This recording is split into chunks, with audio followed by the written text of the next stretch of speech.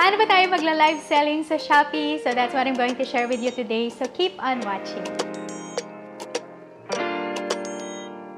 Hi everyone, it's Amy Gaze and welcome back to my channel. So kung naghahanap kayo ng mga video tutorials about being a Shopee seller, TikTok seller, or kaya naman kayo ay mga affiliate marketers ng TikTok or ng Shopee, or deciding to be one, so meron akong mga video tutorials na ginawa about those kinds of contents in this channel. Browse nyo lang yung channel ko, tapos kung gusto nyo talagang mag-maximize yung social media platforms nyo, tapos nag-earn to at the same time ng passive income or extra income. So yan, pagkatapos ng video na to ay hanapin nyo na lang doon sa description ng video na to yung mga playlist nun, or kaya naman ay i-browse nyo lang yung channel. So welcome to Graceful Homeschooling. So ngayon nga, ang share ko sa inyo ay paano naman tayo mag-Shopee Live or kaya naman yung Shopee Live Selling. So meron kasi akong ginawang isang video nun about TikTok Live Selling. So meron mga nagko-comment doon at nagsasuggest na gumawa naman ako ng video about a Shopee Live Selling. So ito na nga yung share ko sa inyo. So yung mga nag-comment doon at nag-suggest at nag-request ng video, ito na yung ating video, Shopee Live Selling.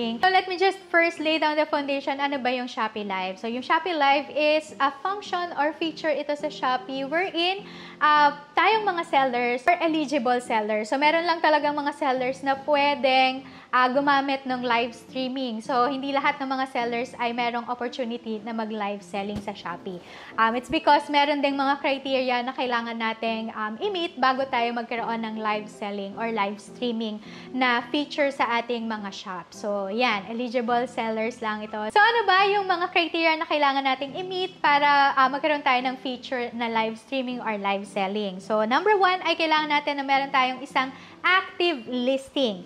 Number 2 ay yung account natin ay kailangan meron tayong good standing. So, ibig sabihin lang nito ay wala tayong violation or wala tayong account violation. So, kahit anong violations, kahit isa lang to, wala tayong magiging live streaming na feature kasi nga, meron tayong violation. So, kailangan good standing yung ating mga shop bago tayo magkaroon ng live streaming or Shopee Live na feature sa ating mga shop.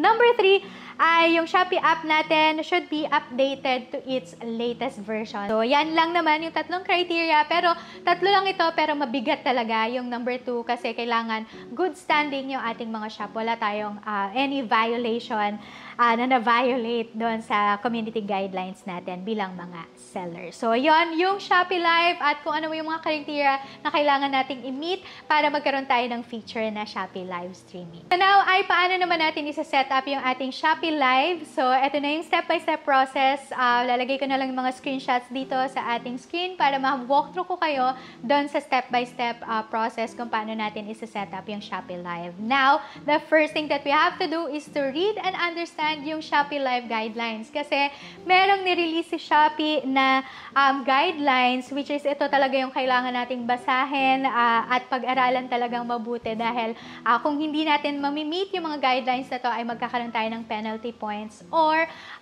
violations sa ating mga shop. So yan, basahin muna natin yan. So lalagay ko na lang yung link ng guidelines down in the description box para i-click nyo na lang tapos basahin at pag-aralan ito. Ito na yung mga steps na kailangan nating i-follow para ma-set up natin yung ating mga Shopee Live. So, number 1 na kailangan natin gawin ay i-open yung ating mga Shopee app. So, sa Shopee app natin, at the bottom, ay may makikita kayo dyan na home, tapos feed, live, tapos notification, and then me na nakalagay dyan. So, i-click nyo lang yung me sa tab natin, and then itatap natin dyan yung live streaming. So, makikita nyo dyan sa screen nyo right away na merong live streaming. So, doon sa my likes, recently viewed, tapos, live streaming na yung nakalagay. So, i-click lang natin yung live streaming. Yung next step natin ay i-add natin yung title, description, and cover image. Now, dun sa title ay ilagay lang natin kung ano talaga yung nila-live selling natin. So, like for example, educational materials or school supplies or kaya naman books or notebooks, workbooks, mga ganyan.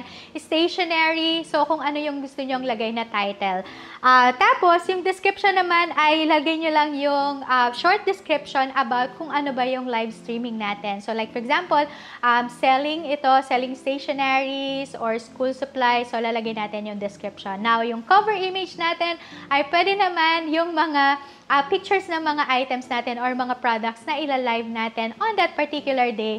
Or kaya naman ay yung logo ng ating business. So, pwede din naman yun. So, kung ano yung gusto nyo cover image, kasi yung cover image, ito talaga yung unang-unang makikita ng ating mga buyers. So, yan. Ito yung step number 2. step number 3 naman ay i-add natin yung ating mga related products. So, makikita natin dyan sa screen nyo na meron dyang add related products. So, i-click nyo lang yung add related products. And then, lalabas dito ngayon yung my likes, my shop, and then recently. So, i-click lang natin yung my shop para lumabas dito ngayon lahat ng mga products na meron tayo doon sa ating shop. And then, isa-select nyo lang lahat ng mga gusto nyong products na ibenta on that particular live stream. And then, after that, ay i-rearrange nyo yung products. So, pwede nyo i-rearrange yung products whether gusto nyo na, ano ba yung gusto nyo nasa unang list ng mga products nyo, tapos ano yung second. Actually, pwede kayong mag-feature as many as you want doon sa inyong pagla-live stream.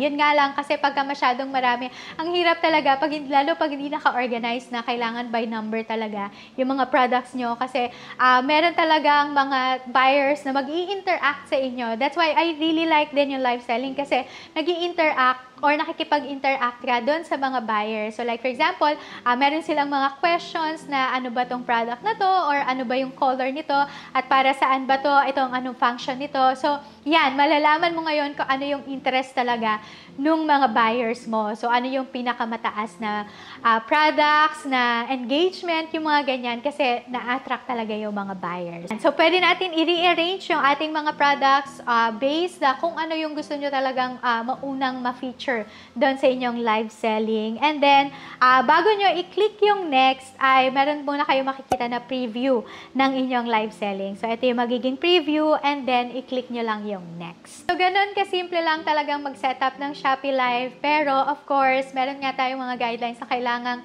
sundin. So, ano ba yung mga guidelines natin during our live selling? So, sa live selling natin, ito yung mga kailangan nating i-watch out for. Okay? So, number 1, ay make sure na naka-fit yung ating mga products sa ating mga frame. So, pwede tayong gumamit actually ng mobile phone or kaya naman ng mga laptop or desktop basta meron siyang web camera. So, yan, pwede natin gamitin sa ating pagla-live selling. Pero, let's make sure lang na naka-fit talaga sa frame yung mga products. So, nakikita talaga ng mga buyers yung pinifeature natin ng mga products. So, yan, make sure lang na naka-fit sa live stream frame yung ating mga pineflex na mga products. Number 2 ay actively engage your buyer. So, mag-encourage kayo na mag-comment sila or mag-ask sila ng questions para alam nyo lang din na kung ano yung i-feature nyo ng mga products. Or like, for example, kung meron silang mga comments or questions about that particular product, ay actively talaga natin nasagutin yung mga questions nila at yung mga comments nila. So, meron sometimes, may mga tao na, alam mo yung gusto lang talaga nila mang-asar during your live selling. So,